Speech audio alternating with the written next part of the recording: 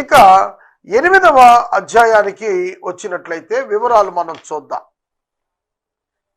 బెన్యామీను నుండి రాజైన సౌలు వరకు ఉన్నటువంటి వంశావళులు.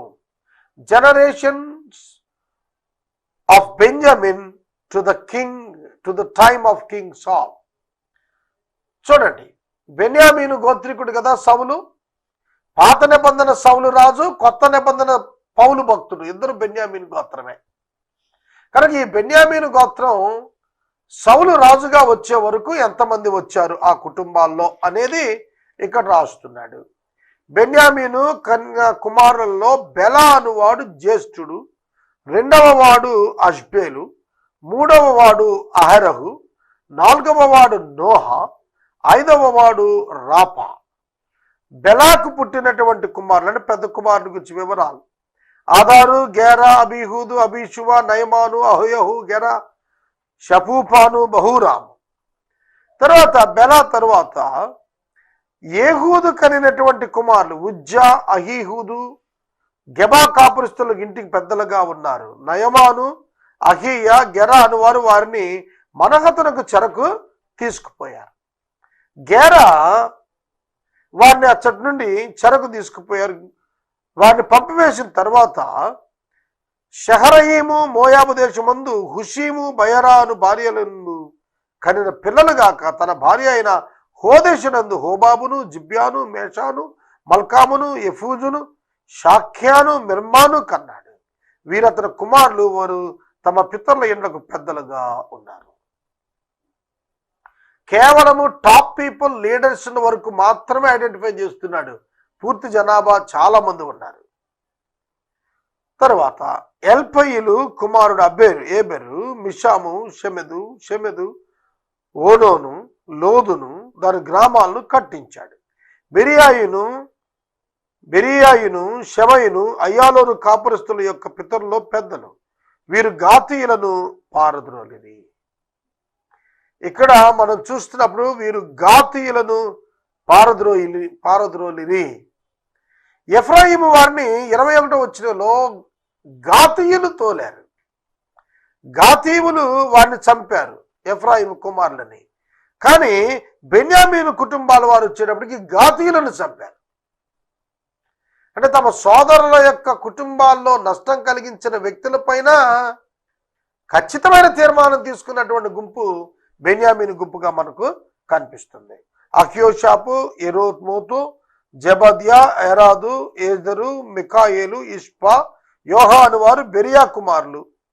జబద్యా, మెషుల్లాము, హిజికి, హెబెరు, ఇష్మైరై, ఇజ్లియా, యోబాబు అనువారు ఎల్పైనకు కుమారులు. యాకీము, జిక్రీ, జబ్ది, ఎలియనై, జెలెథై, ఎలియేలు, అదయ, బెరయ, షిమ్రోతు అనువారు షిమీకి కుమారులు. ఇష్బాను, ఏబెరు, ఎలియేలు, అబ్దోను, జిక్రీ, హనాను, హనన్య, ఎలాము, ఇంతోతియా, ఇపేదయ, పెనుయేలు అను వారు శాషకు కుమారులు. షహర్యా, అతల్యా, యహరిష్యా, ఎలియా, జిక్రీ అనువారు యెరోహాము కుమారులు. వీరు తమ తమ పితరుల యొక్క తరముల నుండి కూడా ప్రముఖులుగా ఉన్నారు. యెరూషలేములో కాపురము ఉన్నారు. బెన్యామీనీయులు యెరూషలేములో కాపురం ఉన్న పెద్దల యొక్క వివరాలు ఇవి. గిబియోనునకు తండ్రి అయిన వాడు గిబియోనులో కాపురం ఉండిన అతని పేరు, ఇతని భార్య పేరు మైకా, ఇతని పెద్ద కుమారుడు అబ్దోను. మిగిలిన వారు సూరు, కీషు మొదలగు బయలు, నాదాబు. గెదోరు, అహ్యోకి, జకెరు అని వారు మిక్లోతు, షిమ్యాను కన్నారు. వీరు తమ సహోదరులతో కూడా ఎదురుగా ఉన్న ఇండ్లలోనే యెరూషలేమునందు కాపురం ఉన్నారు. ఒకే స్థలంలో కాపురం ఉన్నటువంటి బంధువులుగా వీరు జీవించారన్నమాట. నేరు కీషును కనును, కీషు సౌలును కనును, సౌలు యోనాతాను కనును. చూడండి 33వ వచనంకి వచ్చేటప్పటికి బెన్యామీను నుండి సౌలు వరకు, అంటే దావీదు గారి యొక్క మామ, క్రీస్తు పూర్వం 960లో ఈ ఇశ్రాయేలు వారందరినీ కూడా పరిపాలించినటువంటి ఒక యవనస్తుడిగా ఉన్నటువంటి సౌలు యొక్క వివరాలు ఇక్కడ రాస్తూ వచ్చాడు. తర్వాత వీరు తమ తరములను బట్టి ఇండ్లకు పెద్దలు ప్రముఖులై ఉన్నారు. యెరూషలేములో కాపురము ఉన్నారు. తర్వాత 33 వచ్చినకి వచ్చేప్పటికి కీషును కన్నాడు, కీషు సౌలును కన్నాడు. యోనాతాను కుమారుడు మెరిబ్బయలు, మెరిబ్బయలు మీకాను కన్నాడు. మీకా కుమారుడు పీతోను, మెలుకు, తరయ, అహాజు. అహాజు యెహోయాదాను కన్నాడు. యెహోయాదా ఆలెమెతును కన్నాడు. ఇజ్రమెతు జిమ్రీని, జిమ్రీ మెజాను, మెజ్వా బిమ్యాను, బిన్యాగు రాఫా కుమార్, రాఫా ఎలాషా కుమార్, ఎలాషా అజేలు కుమారుడు. అజేలు కుమారులు 6. వీరి పేర్లు అజ్రీకాము, బోకెరు, ఇష్మాయేలు, షేయరియా, ఓబద్యా, హనాను. వీరందరూ అజేలు యొక్క కుమారులు. అతని సహోదరుడైన యేషకు కుమారులు 3.